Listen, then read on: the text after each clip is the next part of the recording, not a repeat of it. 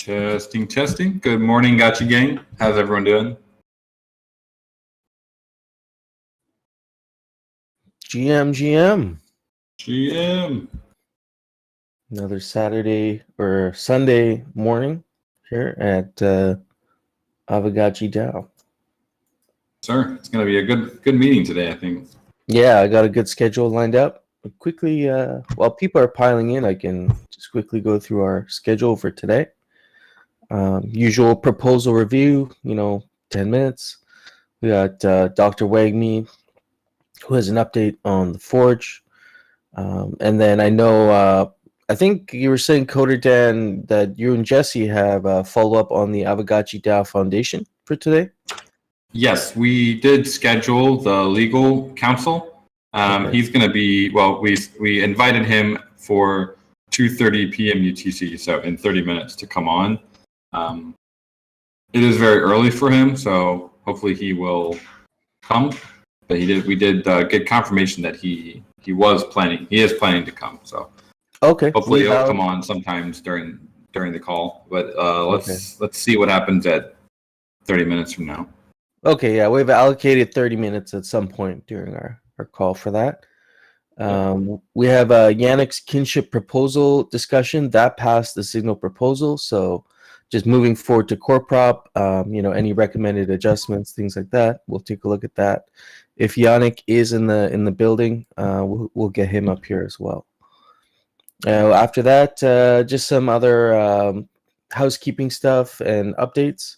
Got the mission and vision survey ready for you guys. We'll drop that today. I dropped it yesterday. We have two submissions already, but I'll drop it to the DAO here and spread the word across, Aavegotchi DAO. Get as many people to provide their feedback on that. So that shouldn't take more than 5 minutes. The bounty board suggestions on Notion are live, so you can now suggest, if you think there's a bounty that would be valuable to suggest, submit it for review. There's actually a section for that, so I'll just quickly demo that. That'll be like 5 minutes. Just some other updates, and then some other topics if time permits. I think we have, let's see, hardcore. We have a meeting board here. We got pawn loans, idea for little gotchis, gotchi esports. These are just things that we could potentially discuss if we have time at the end. So, okay. Let's kick off with our proposal review. And if you guys, ZombieShepherd and No Future, if you guys don't mind dropping your streams, so people can follow along here, and if Hardcore can drop the, I don't know if you dropped the mural. Yeah, you dropped the bounty board. So okay, there it is. So for For the agate discussion, we are changing alter intervals to help combat the Alchemica issuance problem. Do nothing. That one actually hasn't met quorum yet. It's 6.5 million out of 9 million. But so far, it seems like the winning vote there is do nothing. So go and get your votes in on that. Preventing owners from channeling gotchis listed for lending. Results were it met quorum 12 million over 9. And that is 96% saying stop listed gotchis for lending or stop listed gotchis from channeling. In your opinion, when do you think that could be implemented? I think we should be able to get that deployed this week. Okay. Just need to do the final review of the code for that. Okay, cool. All right, and then so Agate 47 passed enacting a bonding curve emergency plan, and so 13 million met quorum, and so we're saying yes, we're going to have a contingency plan in place.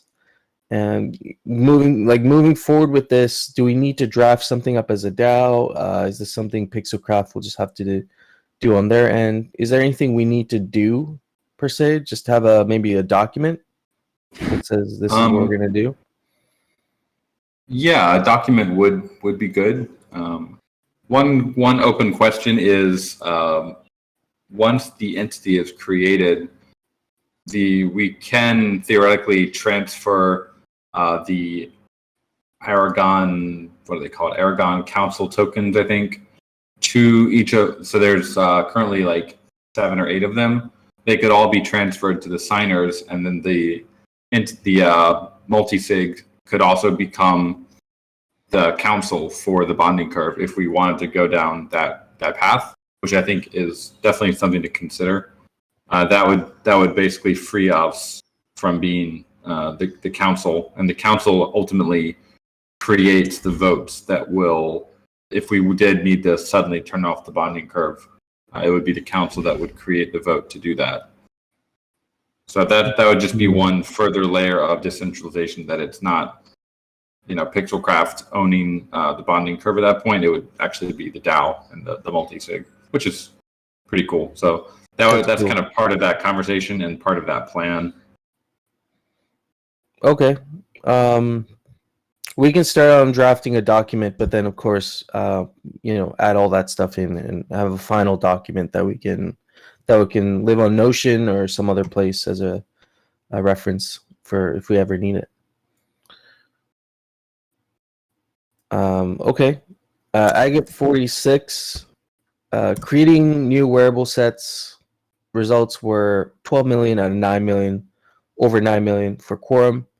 And the consensus on that one was yes, create new sets. These are not brand new wearables. These are simply taking wearables and creating some really unique sets out of them. So that's passed. The only thing that needs to get implemented for this is the labeling, right? In the UI. For the sets. Yeah, for the sets. There's a little bit of work for adding. We have to add them on chain. But we'll try to knock out some of these props this week. It's been quite a busy week at a couple weeks at Pixelcraft. Yeah, we'll try to get a couple of these knocked out for sure. Yeah, I mean, you guys have been shipping, so no doubt. All right, last one here. Agate 44. Mint and transfer 50 DAO parcels and 4 million FUD equivalent of Alchemica to the DTF for contributor compensation. So this one passed. 17 million voted on this one, and the consensus was 78% said yes. So this is just a matter of transferring the parcels over to the DTF multisig, the Gnosis, right? We actually need to mint those parcels. They don't actually exist yet. I'll have to ask. We actually have to ask the Gotchiverse team about that and make sure that those parcels exist. So, like in the Gotchiverse right now. So, I will make a note to bring that up on our weekly chat. Should be fine though. Okay. All right, so that takes care of all of our outstanding proposals. We will, let's see here, what's the next item on the list? Do we have your counterpart there for the Aavegotchi DAO Foundation proposal? Is he in the audience? Do you see him? Or otherwise, we can move on for get a Forge update and then do that after that. I don't see him yet. Okay. Dr. Wagme, do you want to come up and provide a update on the Forge? 15, 20 minutes. Get you up here. GM? Hey, good morning, guys.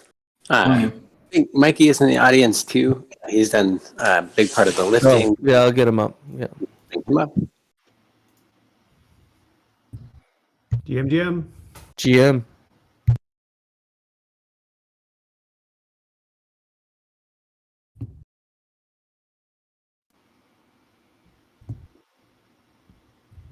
So I can't hear you, Mikey. I can see your. I don't know if you guys. Yes. Can... Oh, okay. So we've been discussing on the Forge team, some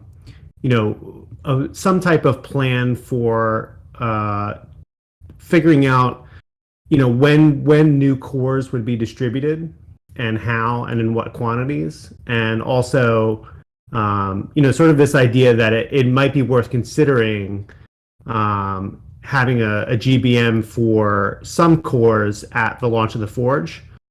And so I posted about this yesterday. I think a lot of the initial feedback was that it seems like people, at least from the few people who responded, would like to see a version that might be scaled down. So we're going to work on that.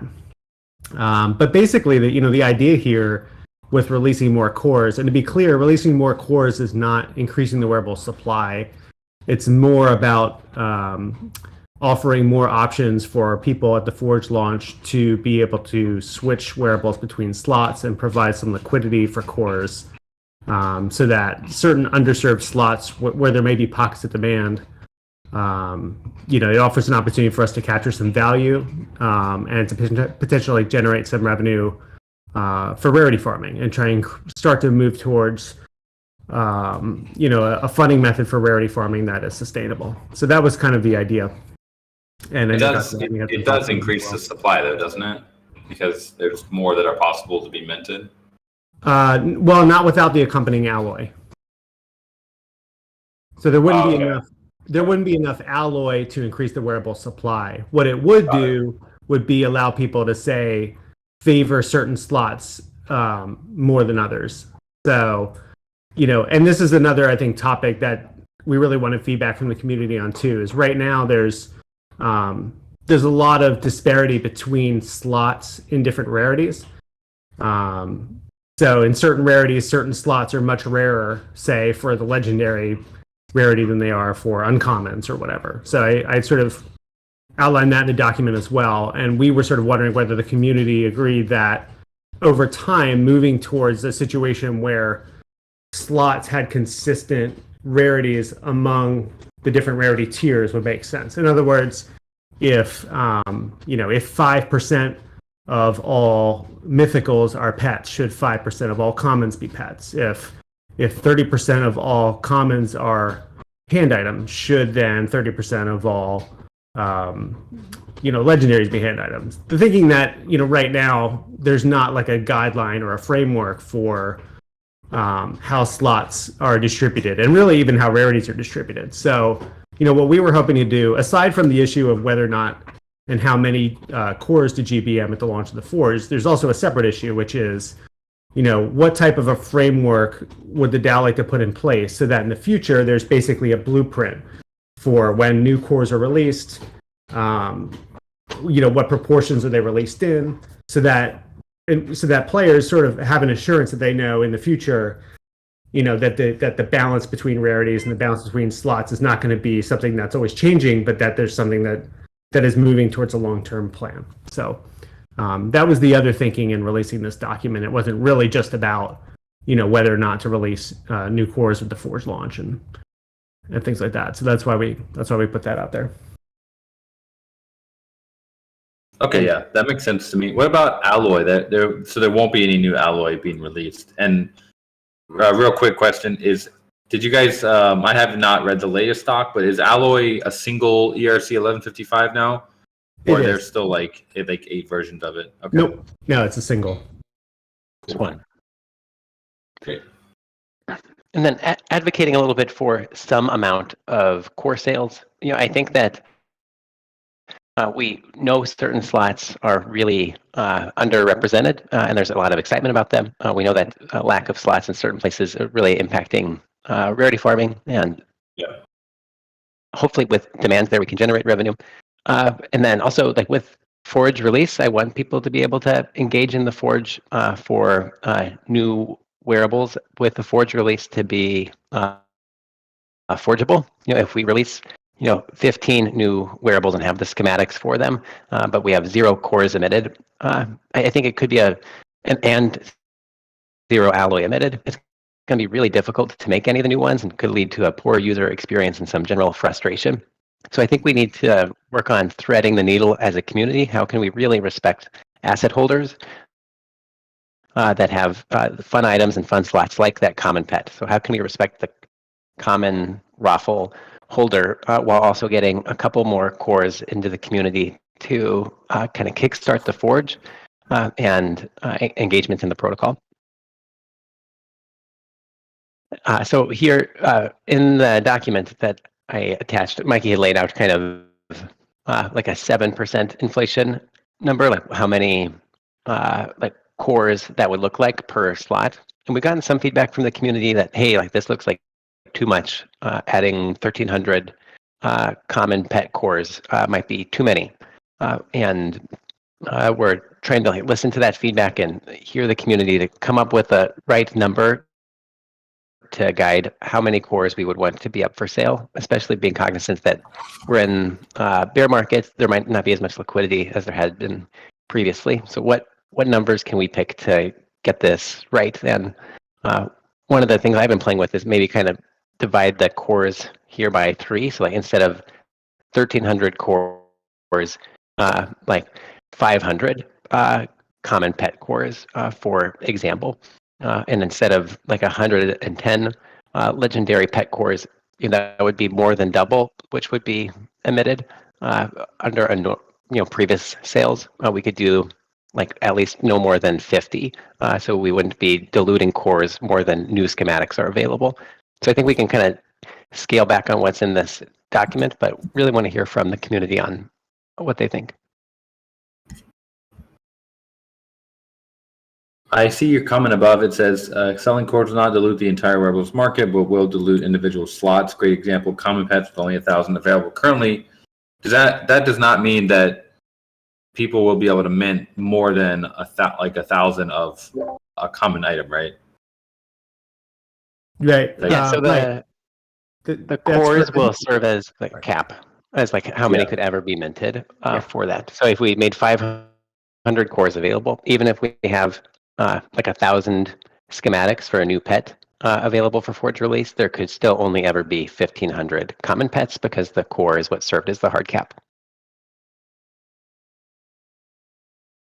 But the alloy for that would have to come from somewhere else in the market. So one of the fun things about this is we should see bazaar activity and people gathering up the kind of the poor or cheaper unwanted wearables and turning those into something that's desirable. And I think we're all hoping that if you forge something, you put in the effort to get it and forge it, you'll be more attached to it, less likely to sell it back on the market than if you had won it in a raffle. And we're also working hard on other fun ways to incentivize forging, whether that's the smithing skill, level up your gotchi, hidden things that you get when you forge that are like really fun, kind of using a loot box type mechanism to help you get things, and then creating space for future content to be earned through protocol engagement through the Forge. So we're trying to build as much value into the Forge as we can, and with that in mind, we want there to be incentive to Forge and availability to do so with some amount of cores.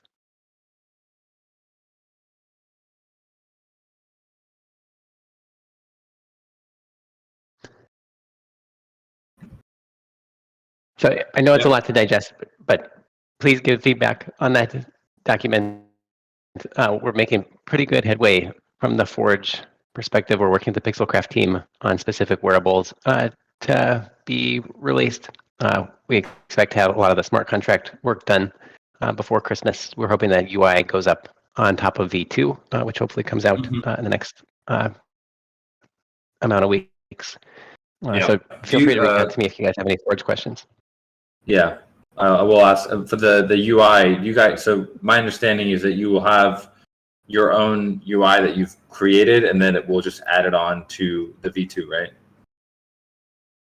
Or I think that's what we still need to sort out. If V2 was going to be imminently available and it's open source, I don't know if it'd be easier to wait for V2 to be done and then build it. I'd have to defer to our UI guys and diddly-poo on that, and we can meet with you separately if that's helpful too, to kind of talk about how to time it out or prep that UI.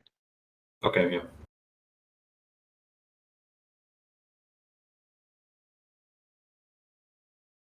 But I'll put up a survey in here about like if you would buy any cores, like if you have any interest in forging a new wearable and just getting some temperature check for the community, like, yeah, I'm kind of interested in forging something, would be helpful for us, because I know this seems like a complex new mechanic to introduce.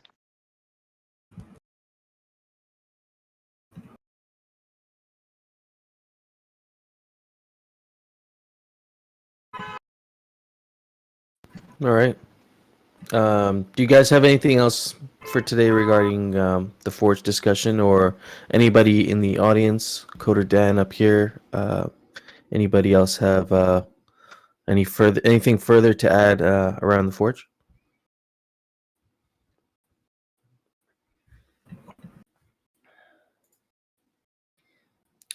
Nope, that's the big thing. All right. Yep. Let's see, is Yannick in the? I don't see Yannick in here. I did talk to him. I thought he might be in here at some point. But I think that's a good discussion to have once he's in the audience here. Do we have the gentleman you were saying who's going to be discussing the foundation stuff? Is he around? I'll ping him in our chat here. Let's see. Okay. I think we're still 10 minutes away from when we scheduled him. Okay. No worries. So what we'll do is, in that case, I'll just go over the mission and vision, what we've been doing with that. There's currently a working group that is helping me put this together. If you would like to be a part of that, it is open to anybody. You just DM me and we'll get you in there. That being said, though, we do have the survey, the final survey, to get your feedback on this. We've been working on the best questions to include here, and it's trying to make it easy to fill out. So I'll just drop the form here. Grab this mission and vision. So this is the. Do you need to see my stream? No, you do not need to see my stream. So this is the form here, and I'll just quickly go through it with you guys, but then you can go fill it out at your own when you have the chance. And we'll look at the feedback. We will discuss this amongst ourselves in the working group, and then the plan is to have a first draft of the mission and vision, which could be the final draft if everybody is in agreement with it, and have that before the end of the month here. So basically, few high value open-ended questions looking for your feedback on if the DAO had to pick only 3 guiding values, what would they be? Just think about maybe the last year or so that we've been shipping and working as a DAO, how we've progressed. I think our values maybe have changed over time, but just think about what you personally value the most in the DAO, and then just provide your feedback. If the DAO could do only one thing well, would it be just a short answer? First thing that comes to your mind, what do you think we do really well? Over which elements does the Aavegotchi protocol have, or over which elements of the Aavegotchi protocol should the DAO have significant control? This is a conversation I think we've had in the past, but please provide your input there.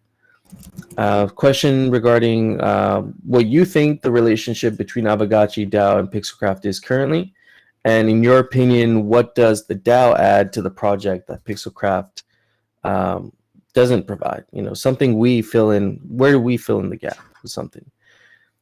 And then how do we measure success? What would Aavegotchi look like in 5 years if the protocol was really successful? So just work your way through that. Really appreciate you submitting any feedback because it will help us get this together. And I look forward to the responses. I think there's been 2 submissions already. So that's that. What's the next thing here? I can quickly show you guys here the bounty board update that we just did on Notion. Notion.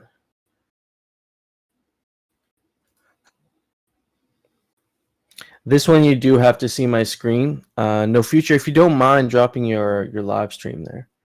So if anybody wants to see what I'm doing here, I can show you guys.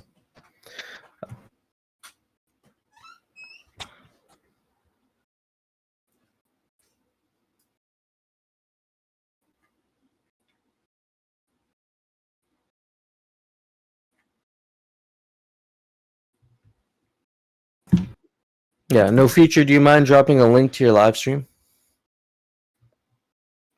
I'm gonna go through this. So this is the bounty board. Yeah, thanks. Awesome. This is the bounty board updated in its final form. Something we've been working on, and so you can basically come here. You can see what bounties are available, which ones have not been started, what's available in progress, and what's complete with all the recently paid bounties there at the bottom. And so if you see something up here you like, you can actually click on it and it will have a window that pops up with the task, what you need for the task, responsibilities, how to apply. There's all this background information, the priority of the task, completion window, and then also what sort of bounty this is. If you're interested in the bounty, you go over to request to contribute. There's a claim form, like 4 simple questions. You just fill that out with the bounty ID, and then you can claim the bounty. I'll just have to review that, and then we'll get that assigned to you. If you have a suggestion for a bounty, then you can go right down here, and there is another kind of form where you can provide some feedback on why you want to submit this bounty, why you think it's valuable, and if you find it valuable, we'll review it, and we can maybe even issue that as a bounty. So, kind of two ways to get bounties out there, and I hope the DAO finds it useful. We also added the weekly Miro board to the front page of Notion, so we'll have that updated every week with the most recent board if you happen to miss it and you want to go back. And then also the Aavegotchi DAO newsletter is also there, so if you want to get caught up, a midweek update on Aavegotchi DAO. So that's the new Project Hub updates that I have. And also my Substack, if you do want email updates, I do write a newsletter letter, like I said, midweek updates. They go right to your inbox, and all you have to do is subscribe. So I think that's all I had to cover regarding just little updates and like housekeeping stuff. So yeah, that's all I got. Let's see if we have any other folks in the building here. We've got Yannick. Your other do you see your other counterpart there in the chat?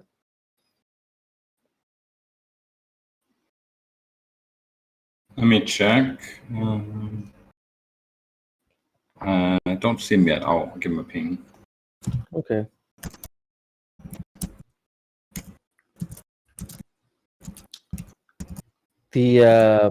the Spotify podcasts or the podcast episodes that Zombie Shepherd's been doing. I think they've been up to date now. So if you do want to go back and listen to these on Spotify, I think you can do that now. Zombie Shepherd, do you mind dropping the RSS feed for that for anybody who might want to either subscribe to the podcast or, bookmark it or whatever? Nice. Yeah, that's on Anchor there. So I think it's Spotify and Apple Music, right? Or Apple Podcasts, something like that. It's like a few places you can get it.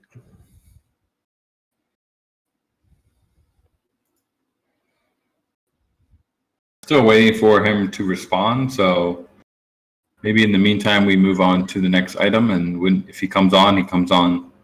Okay. Let's go look at our other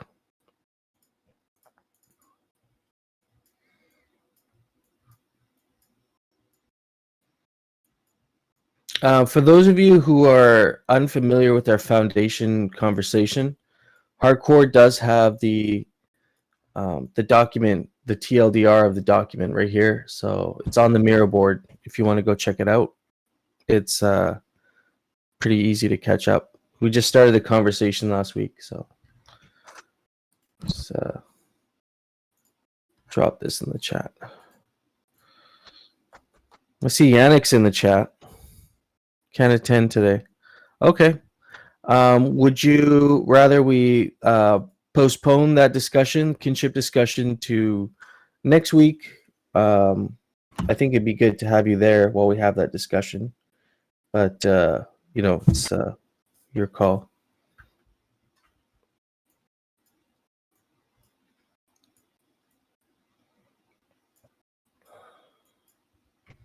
Yeah, I do see, quite a bit of people have signaled that they are interested in having it deployed, but we can wait another week for final discussion. I did ask Yannick if he wanted to change anything related to the proposal for the core prop. Obviously small details, but he did say that it's fine to upgrade as is. Okay. I think overall, my personal opinion is it's a great gaming dynamic.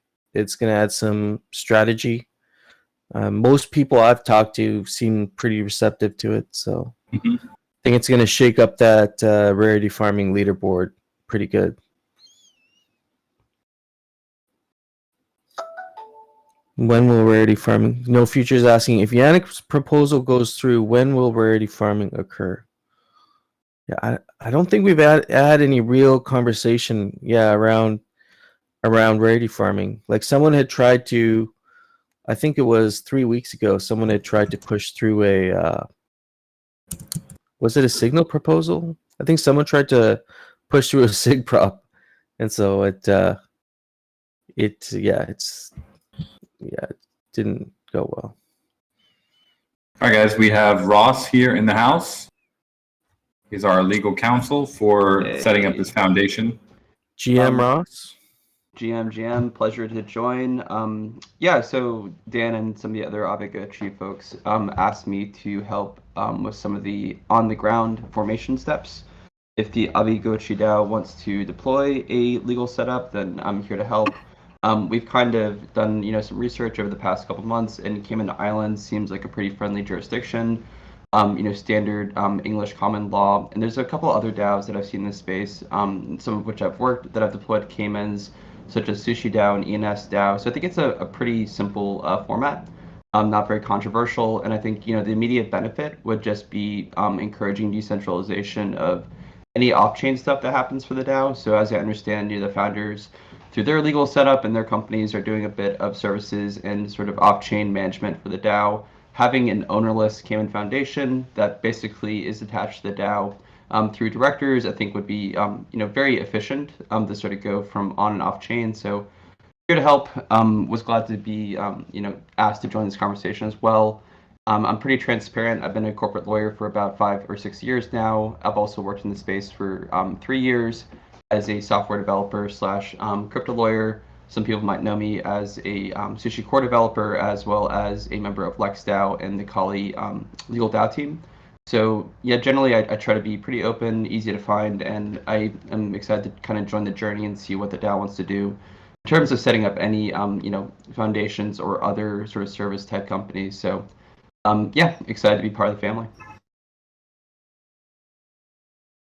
Great. Welcome aboard, sir. And yeah, this is a great time. We did post the proposal in the DAO. I'm sure many of you guys have read it already, and some of you have signaled to become potential signers. So I think this is a great time. If anyone has any questions they would like to ask Ross, this would be a perfect time to get those asked. Or if you have any concerns about the process.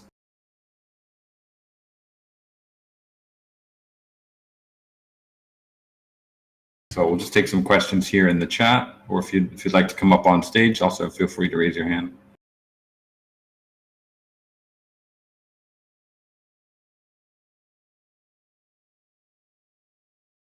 Matt, yeah, I definitely did hear Ross, so it might be on your side.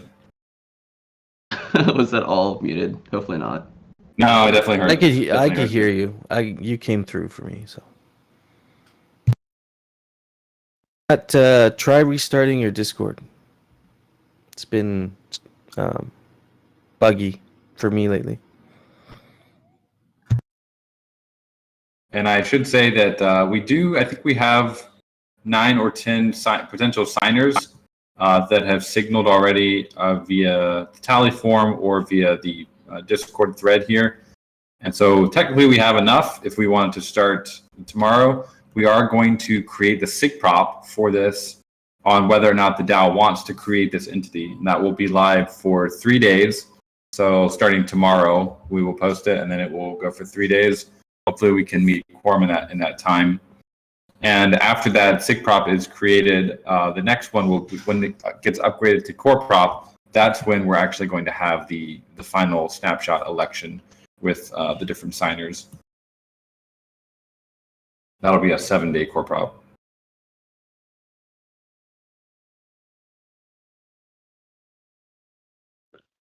Question. There's been some feedback this week that the DAO would vote for something that the signers wouldn't feel comfortable with, and perhaps there would be legal unclarity with if that was an okay thing to do or not, would be to execute what the DAO has wished.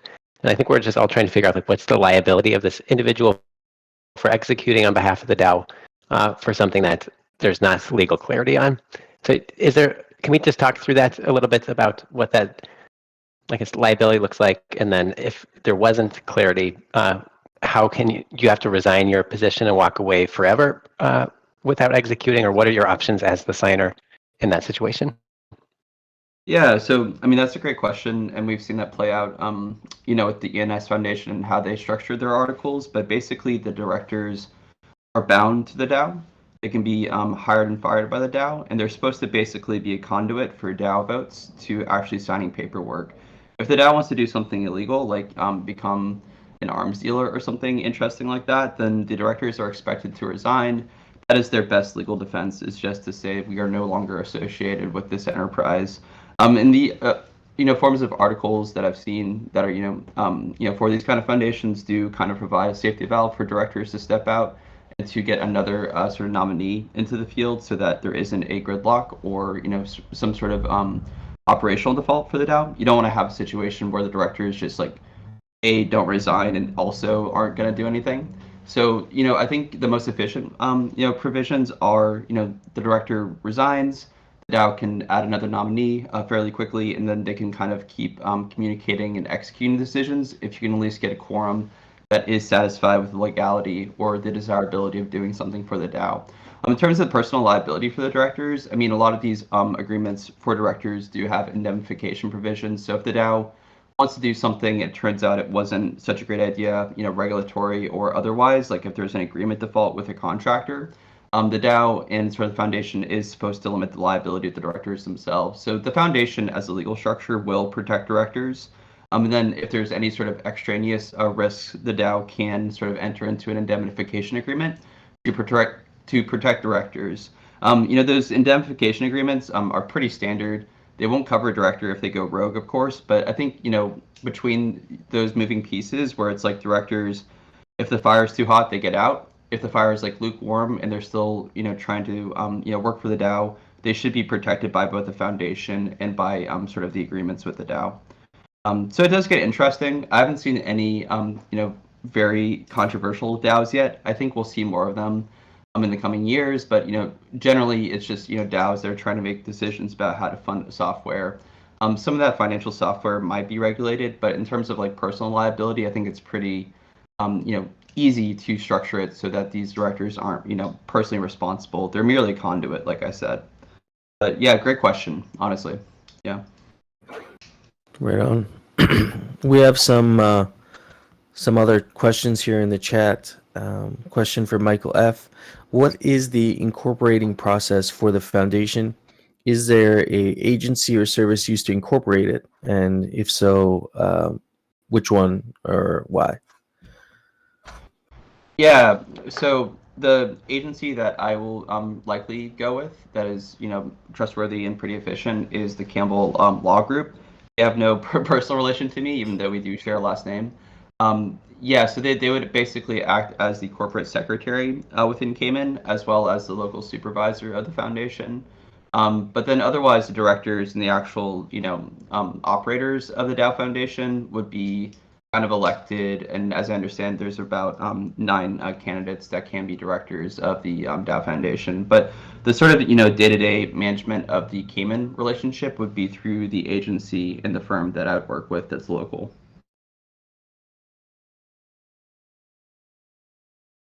In terms of formation steps, it's very simple.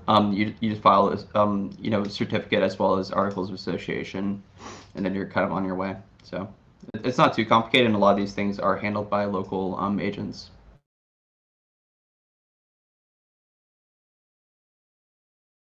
Mikey J has the question: what's the risk if you're a signer on the wallet but not one of the signers on the transaction?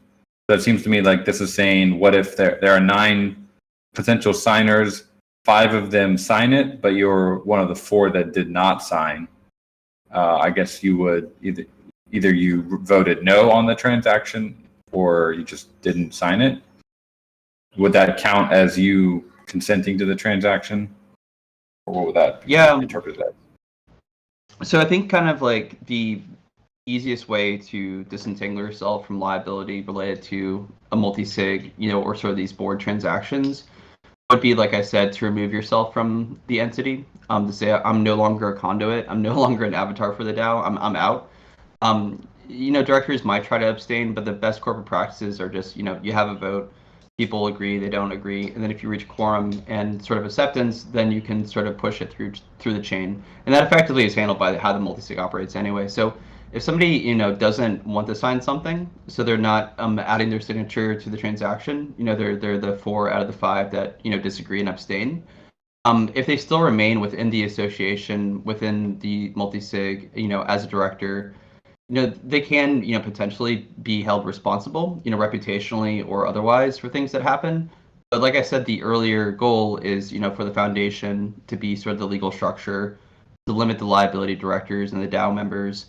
And then, if DAO directors disagree, they should leave the organization.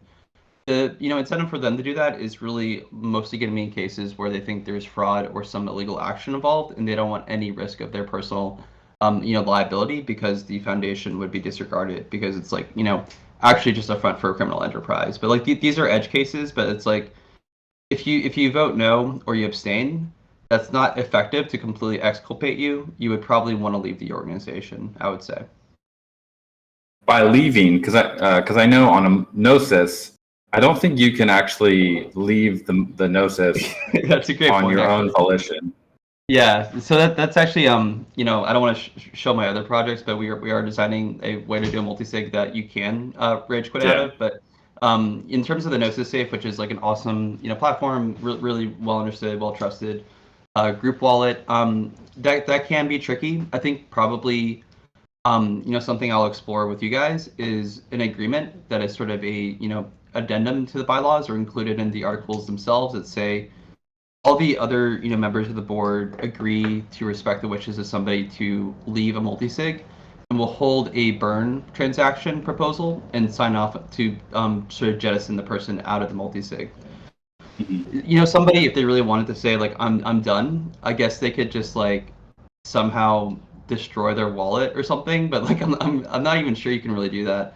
Like the only effective way would be like you're gonna dox your seed phrase, so then like anybody can take you. But like that's obviously like not a good choice. So these are interesting technical constraints in terms of like what we can do off chain, or I should say on chain versus like what people might agree off chain in the agreements. But the agreements should tell people if somebody really wants off the multi-sig, they should be able to get off the multi-sig.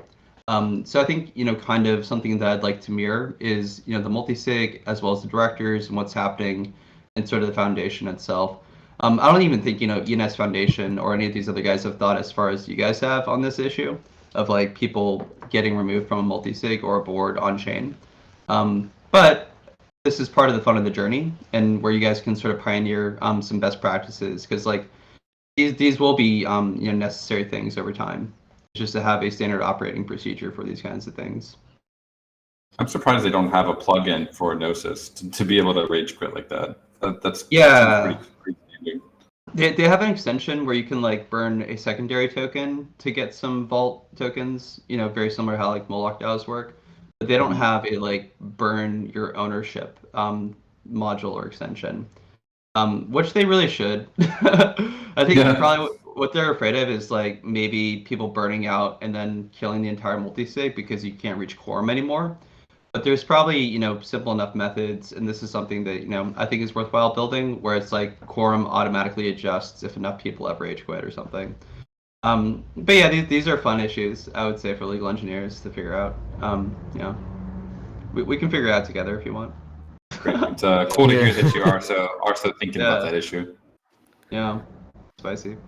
We have a question from Dr. Wagme in the chat here. Are there any examples where a token was later determined as security and multi-sig signers were then held legally accountable? Anything like that, you know? I haven't seen a multi-sig chase down. I have seen, well, here's the thing, is that like 99% of the cases where I've seen a token deemed a security and enforcement action, the multi-sig signers or people that are actually governing the protocol are just the founders. So there isn't like really a DAO or a separation of concern. So it's like, yeah, I can see, you know, in cases where like the SEC has said like you, the founders and your company, you issued an unregistered security, and like we don't really care that there is a protocol or other people that hold a token, because you effectively control it. Yeah, I think, you know, there are cases where founders have been on multi-sigs. But I think that, you know, can be, you know, reasonably argued to be different from a lot of the cases where like the multi-sig and the hierarchy is emergent, where it's like not the same people every step of the way that control everything. So yeah, I would say that there are cases where like founders are held responsible for security token issuances and they happen to be in multi-sigs, but I've never seen a case where like a multi-sig that's operating as like a service company or board of directors has been found liable. And I've you know, seen a lot of really like, you know, close cases. As I said, I've worked within DeFi protocols, so it's been pretty interesting, you know, looking at the SEC from, you know, both angles. But they haven't really gone after situations where there's like a board or separate multi-sig concern. Usually it's just like the founders have all the funds, they have all the keys, and it just so happens that, you know, them being the multi-sig is, you know, the facts of the case. But yeah, I mean, like this is kind of the interesting thing is like you guys will not have clear cases and examples of all the things you want to do just because like it's different. But like I think, you know, just looking at precedent, the appetite is almost always going after the initial token issuers, and especially if there isn't an actual DAO involved. It reminds me of the safe harbor kind of time window. If you guys aren't familiar, it's like three years from inception to decentralization is what termed the safe harbor.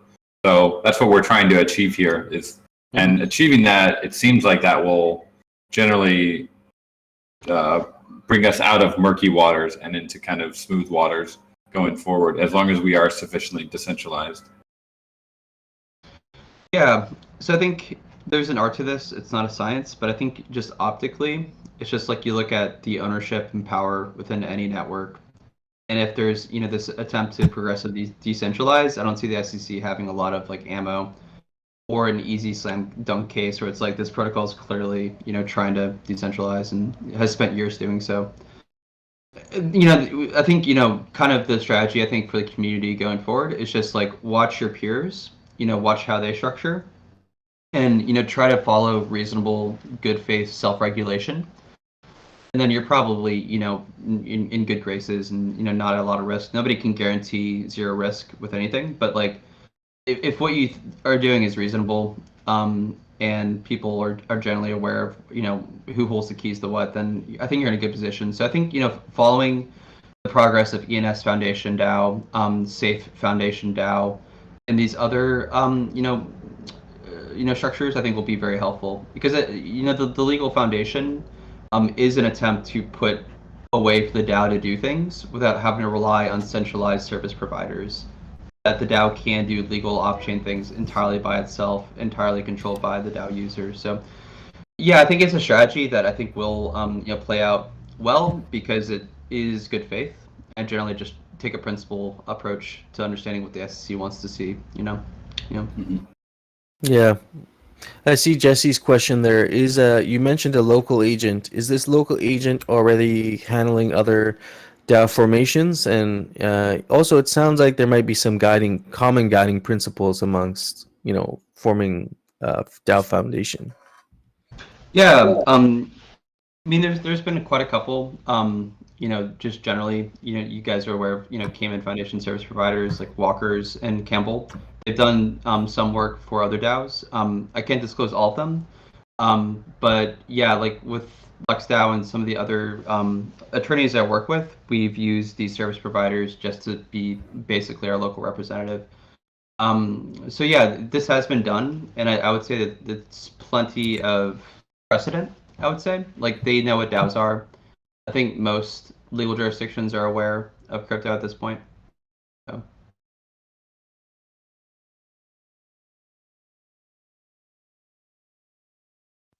Yeah, okay. Interesting. Cryptogotchi is asking, when will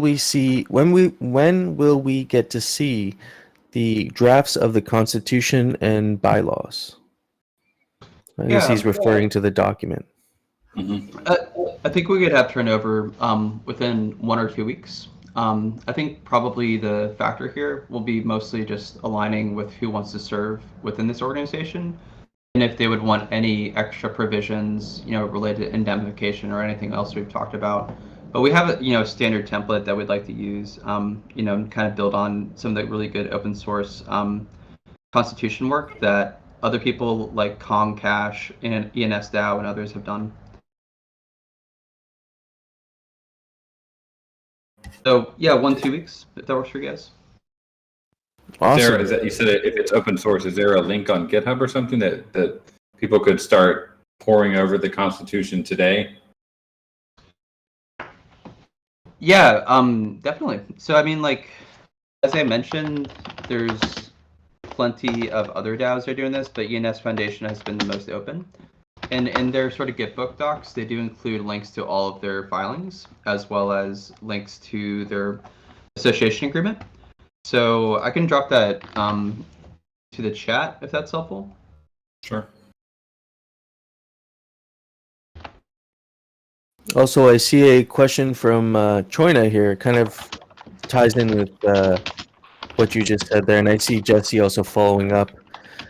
Question from Choina is, are there any public resources that would be recommended for more information around creating an S Corp or Cayman entity?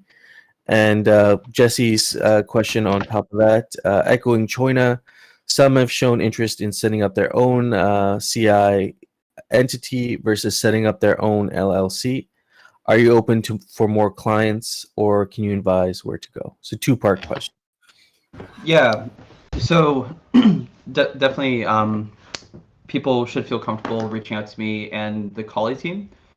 Collie is basically a group of crypto lawyers from LuxDAO who want to build ways to automate and make it a little bit easier to do legal structuring. And for US-based people, we can very quickly set up an S corp and an LLC. For offshore or non-US people, we can also set up a Swiss association or Verein for doing work or contract work for DAOs. Otherwise, if people want help having a personal Cayman company, we can assist with that as well. I tend to recommend LLCs though, because they're like pretty universally well known as business entities. So yeah, I would recommend that. I'll include a link to our own Discord where we sort of just discuss projects and ways to work with us, as well as a link to a type form if people have specific requests. But people should see my Discord here and definitely reach out, and we'll be able to put you in touch with people we can recommend if we can't do it ourselves. Nice. I had a question about if in the future we want to move to where the DAO actually has on-chain control of the smart contracts, and I know that the Aave DAO has kind of a guardian that is able to veto transactions. Was that something we could also potentially think of having for like these 9 signers could also act as the guardian if in the future we do have kind of on-chain execution? Would that be in the Constitution? Would we need to revise the Constitution, or how do you think that would work? Yeah, so if you're baking in a method to check the power of the DAO or the multisig, and you're associating the multisig with the directors of the foundation, I think it makes sense to have that check, that guardian role, whether it's code or another multisig, included in the association agreement, just so it's abundantly clear that that's legitimate to like cancel the directors or something. So yeah, I think kind of any method there. And I know that Gnosis Safe has different modules that can create guarded transactions, and it can be very useful that way. So it's like you never want your directors to buy hex token or something like that. You can actually program that as a sort of automatic guardian onto a multisig. But yeah, I think if you want to specify any sort of checks and balances system, I really like having it in the foundation articles and in writing. Just because a lot of the checks and balances in these systems are managed by people, and people can misunderstand each other, and they can take liberties, and it is nice to just have it in writing. So my recommendation is if you want to have a guardian in terms of protocol governance or on-chain transactions, that we do include that in the Constitution as well.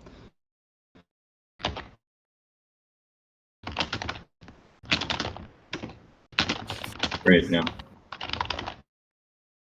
Yeah, it wouldn't be live immediately, but definitely in the future we are going to be moving towards having on-chain execution. That's kind of the final step in our DAO roadmap that we've outlined so far. So yeah, we might be worth putting it in there for future activation. Let's activate.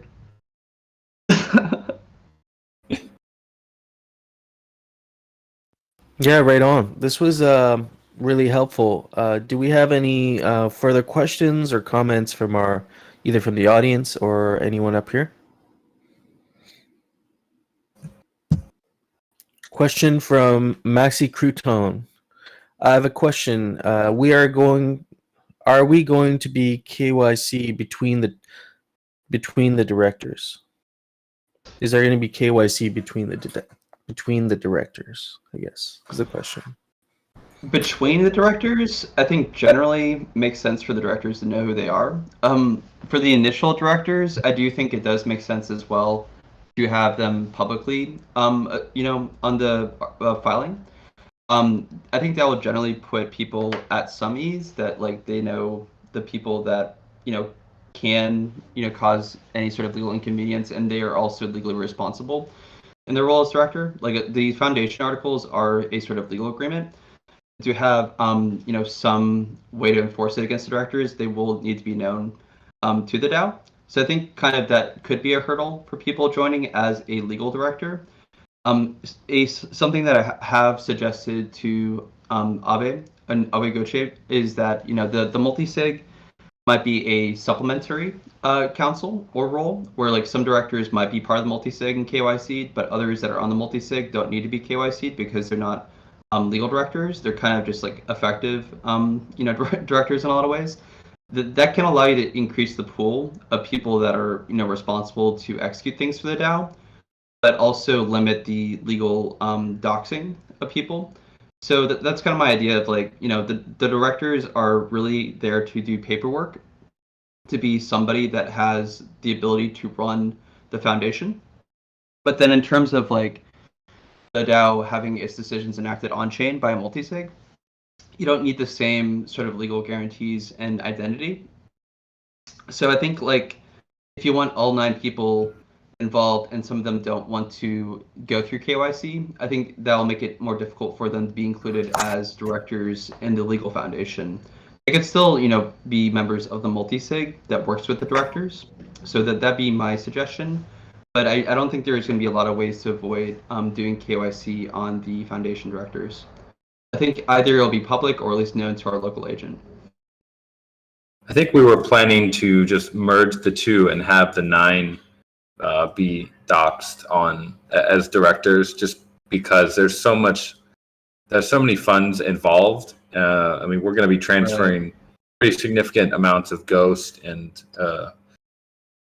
other things to the multisig as well. So that's why we do prefer to structure it in this way, where the 9 are doxed. I mean, I think Mikey J is asking are the directors going to be public record? I believe they are. And yeah, it's mainly for AML concerns, because we can't transfer. We have custody of the funds right now. We can't just transfer them to a multisig of Anons. Yeah, so I think that'd be the approach. Is we assume that people that will be the legal directors will be KYC'd. Let me do more research on how public that will be versus just KYC'd amongst themselves. There will be director resolutions where they'll have to sign their name, and the other directors can see it, of course. But yeah, I can do a little bit more research there, but I'd prefer to just give the bad news and then give good news later. The bad, I shouldn't call it bad news, just the legal reality that like, yeah, you have to have identity to have binding agreements in a lot of cases. So let's assume KYC for the directors, and then we'll explore how public that has to be to the rest of the people. Beyond our agents, I would say. Yeah.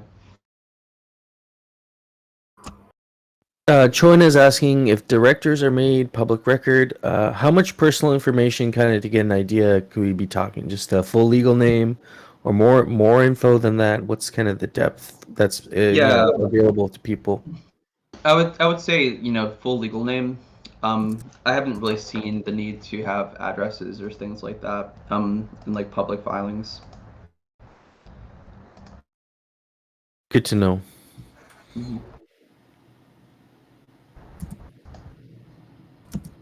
Yeah, so to be clear, you can't be a director if you're a North Korean operative or Russian oligarch. Okay. Yeah, basically. All right.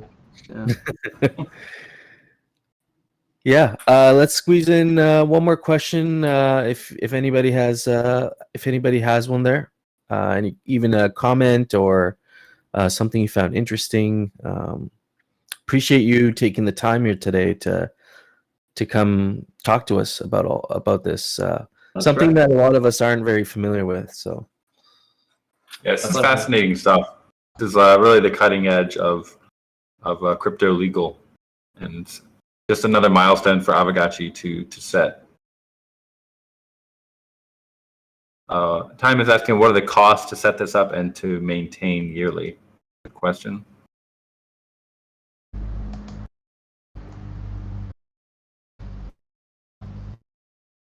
I guess he's referring to the cost to set up the foundation or the cost to maintain a S Corp entity. Yeah, probably setting up. I think Ross is having some mic troubles. Maybe. Yeah, I had some mic troubles. Yeah, sorry about that. Got way too many tabs going. Yeah, so the question for the foundation setup, we're pretty much good there. So I think the team has provided some funds for setup. And have an agreement. Report anything else in terms of the local agents. So that's 5 to 8K. In terms of like setting up your own S corp, I would say that it obviously varies jurisdiction by jurisdiction. Most people that will be U.S. based or running a business as a contractor or dev shop. Delaware LLC is only going to be a couple $100. Wyoming LLC similarly, $200 to $300. So very, very affordable, I would say, in terms of like if you want to run a services business, having an S corp or single member LLC is like pretty cheap and pretty commoditized at this point. So we can help set that up. The wrapper link I also shared in the DAO chat has a software experience around creating entities as well. If people want to mint NFT that has a sub-series LLC agreement, they can go through that. I recommend people read the docs and ask questions though if they want to do anything with sort of the LexDAO or Kali software that I'm building. But if you have, you want to create an entity and you just need some hand-holding, I'm here to, help the Aavegotchi community. So let me know. I can give recommendations. Some things might be totally easy to automate. Some things might require some local agents or notarization. It really varies, but it's going to be generally pretty affordable to do these things. Hope that helps. Awesome. Yeah, that helps. Would you have time? I see Bearded just popped in. Would you have time to take maybe one more question? Yeah, sure. All right. Just some context on this question. He's mentioning the GAX. So the GAX is the name for the DAX, the DEX that we would love to set up for Aavegotchi's assets, or Alchemica and Glitter, and just basically providing another alternative for a DEX on Polygon. We haven't really discussed much about that because we've mainly been focusing on the DAO setup, but I think, I guess his question stands. If we wanted to have a DAO run DEX in the future, I guess what would that look like? Yeah, I mean, DAO run DEX. I mean, like I work for Sushi, so like I know a little bit about DEX, but like there really isn't much for a DAO to do. If you do a DEX right, is more my point. It should be a sort of order matching, a liquidity pool protocol. So like if the DAO has to do anything, maybe it's like turning on a fee switch or something like that, or providing liquidity to certain kinds of pools. I assume that'll be relevant. Making those decisions will be somewhat subjective. So yeah, I think kind of like for the GAX or any plans to launch on-chain products, by the DAO. The DAO has some involvement, might have some sort of, revenue. I think this can be done entirely, crypto natively, as, deployments through the DAO governance proposal process. I don't see as much need unless there's some sort of like subdomain or agreements that you need to create software side for the DEX. Maybe the foundation can enter into those. If the DAO is like, hey, we just need developers to maintain this and pay for this, then I do think the foundation can be a way to deliver those funds and say like the DAO is in a sort of legal relationship with these companies that are developing the GAX because it's paying them through the foundation, and that I think that can be helpful. But in a lot of cases, like if there's something that can be done entirely on chain, I would recommend that. It's just it's very rare to see a protocol that works entirely on its own. I mean that was the beauty of like UniV2 protocol is it's just like nobody can shut it down. It's just a factory for pools and to route between pools. So like in those cases where you don't actually need developers, then like the DAO should just like execute an on-chain proposal to call a factory or to deploy the bytecode and just like it's done, right? I guess having the front end right would be like I remember TXT like deployed a front end via a DAO back in the day. It was kind of cool. That's like really cool, but it's complicated. Yeah. Would we need like would the Cayman entity need a VASP setup or like no, how would that work? I mean, I'll look at the VSP, but you're not custodians. You're not really handling the virtual assets or providing any sort of like redemption or service. I would say like just deploying a protocol that allows peer-to-peer swaps or something like that is not really VASP related. We can do more research on that, but like that's my gut instinct. It's just like pure protocol is not a concern there. And pure protocol was a concern. Then Sushi and these other guys wouldn't consider Cayman DAO as friendly either. So I think kind of like we've all kind of looked at the laws, how regulators are choosing to enforce them, and they tend to just be going after custodial, sex type setups. I mean, not enough apparently with FTX, but like in a lot of cases, a lot of the protocols are not actually a DEX, or they're not actually actual protocols. So I think if you're gonna do a bona fide DEX, the foundation can help in terms of like hiring tech companies to help service and upgrade and maintain the front end for the DEX. But in terms of like there shouldn't be any blocker in terms of the foundation or paperwork if the DAO just wants to deploy a new smart contract. That can be entirely done that way. And in terms of like the DAO is the council, as recorded in these foundation constitution agreements. The DAO as the council is what's ultimately responsible for the foundation and for the directors. So the DAO as the council can do its own sort of transactions. The directors are really just helpful if you need to do legal things. So I'll try to summarize some of these things like as like more practical bullet points of like, okay, so you want to do X, how much should you involve the foundation versus just having a DAO vote? I think that'll be helpful as this evolves, but the ideal is to not complicate it at this setup and just say like the reality is that there are already companies that are doing things for Aavegotchi DAO. And it'd be nice for Aavegotchi DAO to do more of those things in its own name and to also just have like the certainty that you're not going to get ookied, I think these are pretty simple ways to avoid those issues. And then how the DAO evolves in terms of governing and deploying new products and like owning the existing products can be complicated, but it seems like this, trusting in the community to know what to do with these assets because they create most of the value is like intuitively right to me. And I think like the DAO proposals and votes will figure out, which foundation, which company should be ultimately responsible for these new kinds of products.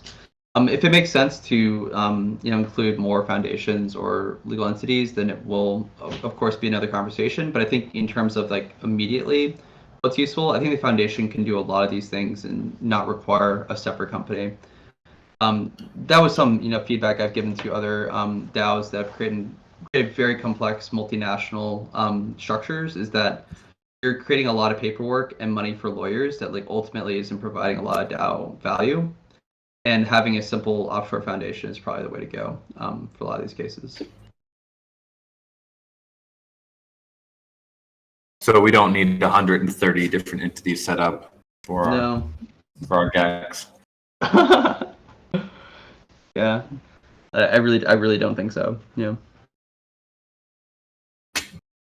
Yeah, comment from Jesse there regarding, and some of the documents you provide will probably provide background on this, but possibly the foundation may want to have a like TradeFi bank account for handling like fiat related transactions as well. Kind of curious to see how that would fit in with the foundation, if there'd be additional paperwork, based on where this bank account would be, based out of.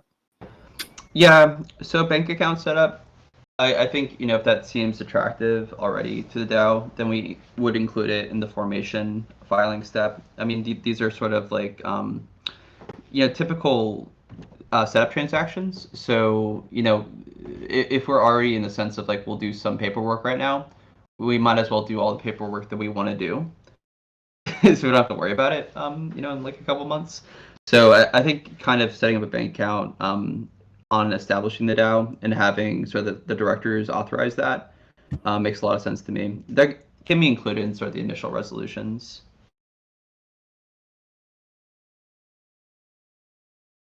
Cool. Do we have any final questions here?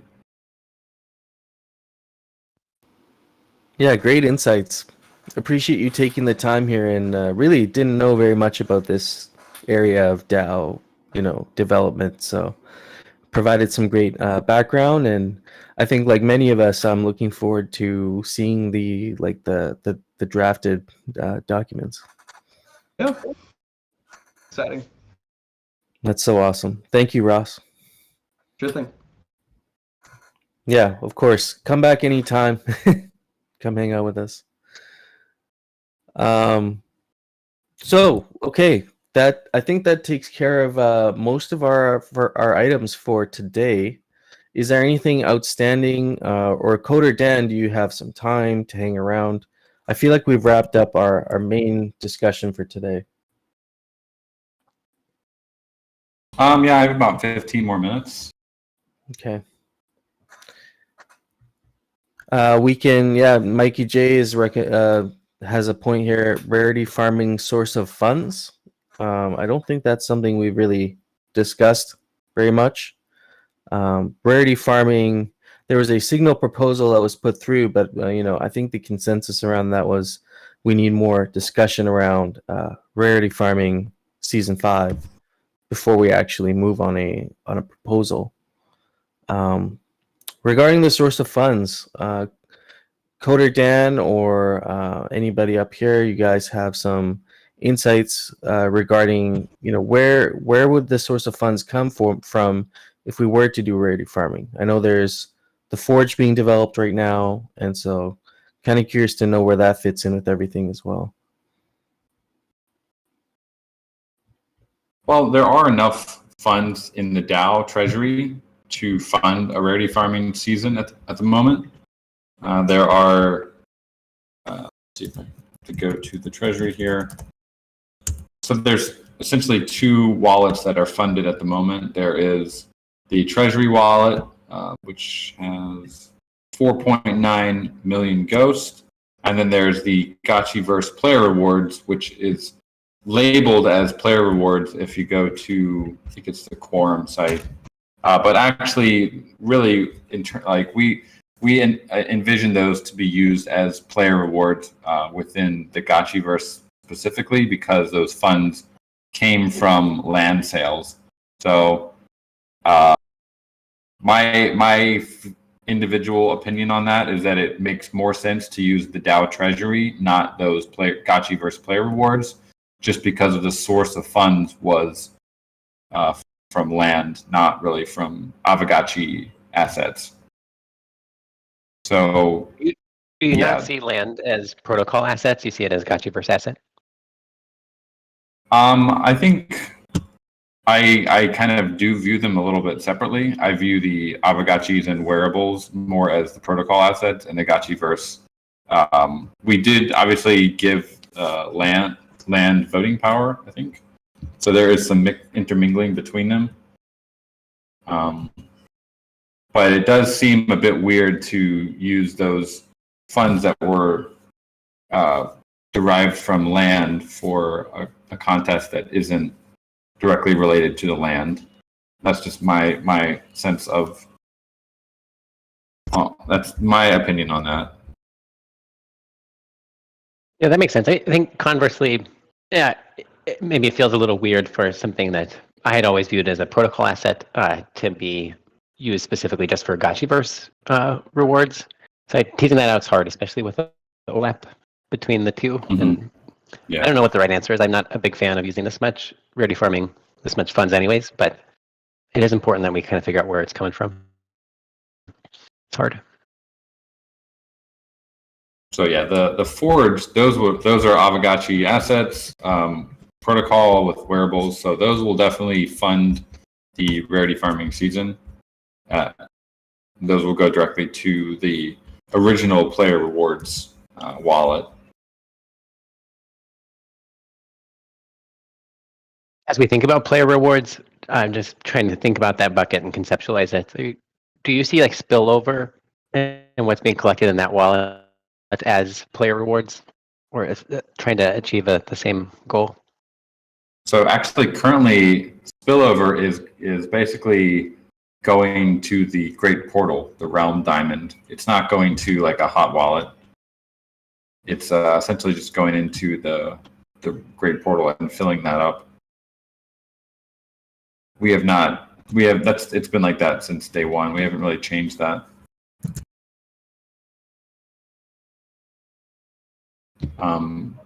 If we wanted to do sort of like a retroactive airdrop of spillover to landowners, and this is a whole different conversation, there probably is discussion about kind of getting that spillover that was not allocated to landowners because of turning off spillover and doing some sort of potential retroactive airdrop, then those funds would then be transferred from the Realm Diamond to the hot wallet or to whatever wallet it would go to, and then that airdrop would happen. But that's the other conversation. I think Mikey J has a good point too. Says, I think we need to be honest with ourselves about what we can really afford in terms of rarity farming rewards. The current rate of rewards is not sustainable, and the treasury is going to need to carry us through the bear market. Kind of agree with that sentiment. And then Bearded also saying, following up, we have enough runway for like 1.5 years of rarity farming. And that would come from those pools you were discussing. I guess that's assuming like what, every 3 months, every 4 months, half a year. Yeah.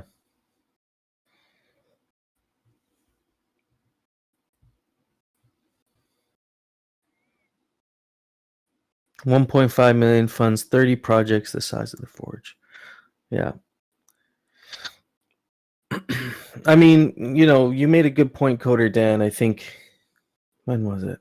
It was a while ago, but you asked, like, what's the point of, like, what are we trying to incentivize right now with rarity farming? Is it like we're trying to get people to buy more like wearables, or like I guess with the Forge, are we trying to get people to start interacting with the Forge? Like that seems like it could possibly be a good way to get some engagement with the Forge, in my opinion, to have a rarity farming season. But I think we should enter rarity farming seasons with a goal in mind of what we're really trying to achieve, aside from just handing out rewards. During the bull market, when we're having these rarity farming seasons, it was really, I think, to get people to participate in the wearables markets, in the raffles, strategize around equipping their gotchis. Does that still stand today? Is that something still people are excited about, buying more wearables for, increasing the rarity of their gotchis for the next season? Like what's people's, I'm curious, like what are people's takes on rarity farming now? Are they thinking about it differently than they were before? For me, I think rarity farming really can be like what we use to drive the entire ecosystem to capture value that's entering the protocol, right? Like protocol assets have value, people buy them, and we use rarity farming as a novel way to, through player rewards, as we can call it, but to distribute that value that's earned from protocol revenue to asset holders. But I think we need to find some way to make it sustainable. That's the whole goal of the Forge, is like how can we get more content up for sale to generate revenue? And we definitely have some amount of runway, but it's hard to know like how much that really is. Are we just going to be done and then really dino swap after 4 or 5 more rarity farming seasons, and then everything really does tank forever, and we have no funds to fund any development? I think that's the worst case scenario. I think it looks like we voted to do this, so let's do it. But I want to have a shared understanding moving forward that we need to generate revenue somehow, and I don't think it's helpful to say like, no, we can't sell any content ever, but we also need to demand like full funding of rarity farming 4 times a year, because those two aren't sustainable themselves. So some way to conceptualize, this is the revenue we've made. Like, all 4 revenue goes towards rarity farming, and if it's 100, it's like 250K goes a quarter, then like that's that pool, and maybe we can supplement it. But I just don't. It doesn't seem sustainable to do 4 times a year. Yeah, I definitely think there's an argument to be made for looking at how much revenue that the trading and the DAO has brought in the last quarter, and then assigning that to some sort of rewards rarity farming season. Like we started out at 1.5 because we had more funds then, and we're trying to stimulate the economy by doing that, and it worked pretty well. I think we were in a huge bull market. In a bear market, I don't think we can really afford 1.5 million ghosts every few months as a DAO. So we really should definitely tighten up there and only use the funds that we are fairly confident will be replenished over time. So I don't see why we this one needs to be 1.5 million. I mean, people have voted on it, so most likely it'll get respected. But I did ask the prop creator, like, what's the plan for the next one for Rarity Farming 6? Are we going to be 3 months later asking for Rarity Farming 6 and people are going to be voting on it? Because whenever someone makes a prop like that, there's a pretty high chance it's going to get voted yes on, just because it's yield. No one's going to vote no for yield. But as a DAO, we need to be a little bit more mature and make sure that we're being a good custodian of our assets. Yeah, I mean, let me just throw out a theoretical scenario there, right? We're in the midst of a bear market. Macro's not looking that great. Let's say we're in a bear market for another year, just either going sideways or, not doing that great. And, people are starting to really feel it. We're talking about 4 rarity farming seasons with 1.5 million ghost each. That's 6 million ghost. Do we feel in the deep depths of a year-long bear market, our protocol is capable of producing $6 million in revenue? I don't know, like maybe. Like, if the game goes viral and everything we were talking about yesterday, maybe. But like, I personally don't have liquidity for more wearables and stuff. I know many other people kind of similar boat. If there was a rarity farming season right now, I wouldn't. Like previously, I'd be incentivized to go buy more stuff, but I just don't. I don't have the liquidity for that.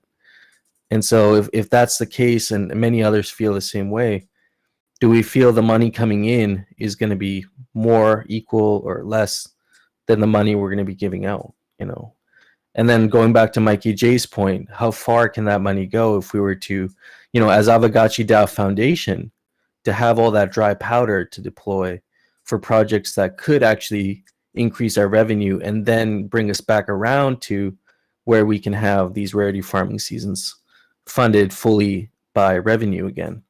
I just don't think, in my opinion, if we get that worst case scenario, that we'll have enough dry powder to feel comfy. That's just my take, but just one opinion.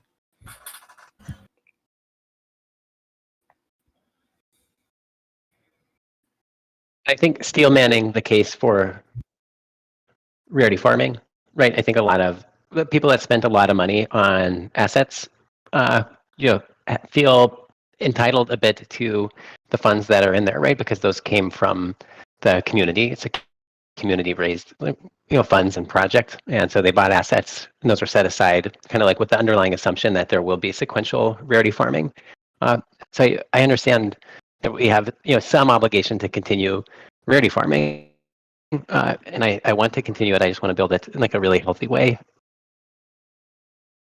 or at least a more healthy way. Yeah, it's a good point. There should be more sustainability, and I like Yannick's sentiment in general around game design. Creating more strategy, making things more dynamic, where you have to choose between one and the other thing. Like maybe there's something we can implement to make rarity farming more competitive, a little bit more strategic, and maybe the rewards pool would be a little bit smaller, but would be distributed in a different way. I'm not really sure exactly how that would happen, but yeah, I don't have a solution. I remember something, Coder Dan and Jesse, you guys were on a podcast like 2 years ago that I first listened to, and one of the things, Jesse, I think you said about rarity farming, which I thought was interesting, is during rarity farming season, 1 week your gachi could be high up in the leaderboards and be quite considered really on the rare end of things, and then things could get shuffled up. And I think that was in reference to the ARS, the augmented rarity score. So maybe introducing some sort of other mechanic where things would get shuffled up, and a really low BRS gachi suddenly is moving up the ranks pretty quick, and then maybe a higher BRS gachi gets shuffled up. Like there could be ways to really mix things up, and I think we should. And make the distribution a little bit different this time. I don't know, but of course the large asset holders might not be for that, because it's going to change what they get. That's what the Forge seeks to do, right? Is to really encourage protocol engagement. That's like, yes, asset holders, like they've funded this project, right? We need to really value them, but let's also have a way to encourage engagement. And we had, kinship and XP, and those have their own problems, but I think we can continue to develop the protocol to also reward engagement, and then we can have best of both worlds where we can really respect the people that have funded the project so far and those asset holders that have invested under the auspice of rarity farming, but also extra reward those big asset holders that are engaging in the protocol. Yeah, I think we can do both things.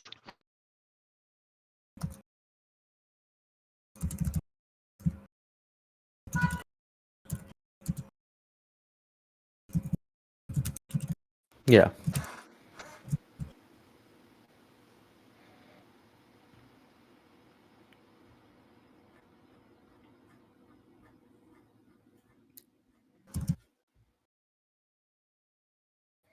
Coder Dan. Trading fees are the lifeblood of any protocol, which is why we have the bazaar fees. Problem is that trading fees are not enough to fund the budget we'd like to see for rarity farming. So we either have to lower rarity farming seasons or find more ways to get trading fees. And I think that's where the conversation boils down to. That's basically it right there. Yeah, I mean, I think one idea which we never really moved on because the infra wasn't really there a while back was to actually open up the bazaar to other projects, not just have it for Aavegotchi things, but actually have more of an integrated marketplace. Don't know how strong of an idea that would be. I mean, Fake is doing pretty well. There's quite a bit of trading volume. I know there's a lot of activity and discussion about royalties and all that kind of stuff. And obviously we're kind of in the middle of a bear market in terms of everything right now. So there's probably not going to be a lot of volume on any NFT marketplace. But that could be one way to buffer our fees, which is basically just have more trading on the bazaar going through our contracts. We are actually quite a unique contract. We have on-chain trading, but there are some limitations for other NFTs in that there's a smart contract thing that they need to do in their contract to make it tradable in the bazaar. But if we could convince other projects to want to trade on the bazaar, that could also lead to more fees. Kind of interesting idea. Because the fees are the lifeblood. I mean, Binance, FTX, Aave, they all make their big money on trading fees, on human economic activity. And we can also do that with the bazaar. But currently we're only focusing on our niche. And if we wanted to expand beyond that, that would be one way to do that.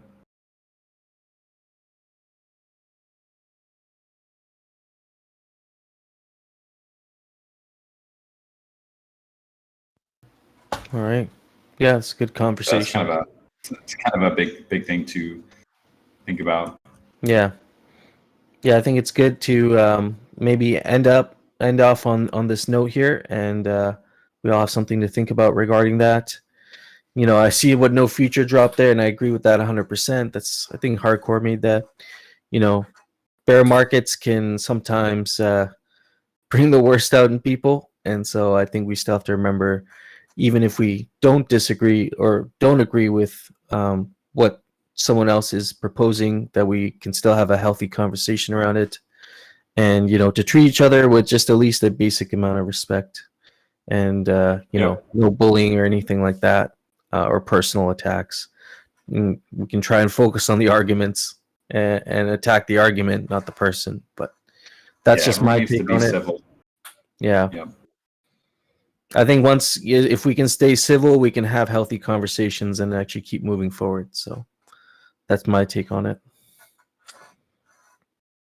Exactly. All right. Well, that's all I got for this weekend's Sunday call. Please check out the Substack for midweek update.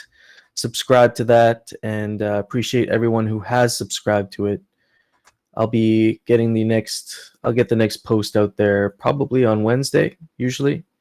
And if you're subscribed, you'll get the email.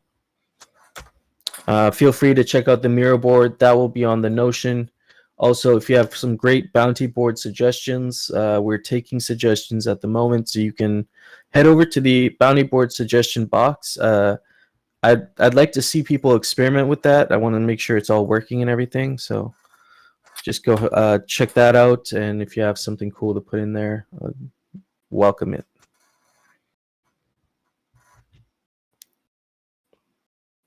Cool. All right. Well, yes. Have a great Sunday, friends. Yeah.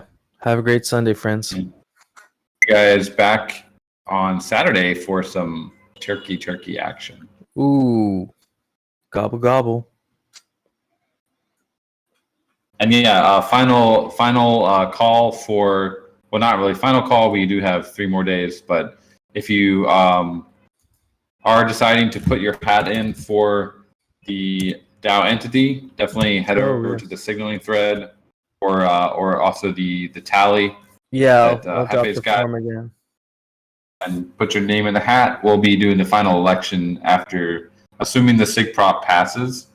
We'll be doing the core prop beginning on the 24th. So we need to have all the entries in by then. Yeah, awesome. I'll also get this over to you guys. We have 10 entries on this form, so we'll get that over. All right. Yeah. Thank you, sir. Awesome. All Thanks right. everyone for your contributions, and yep, have a great week. Later, friends. Thanks, people. Later. Peace. Peace.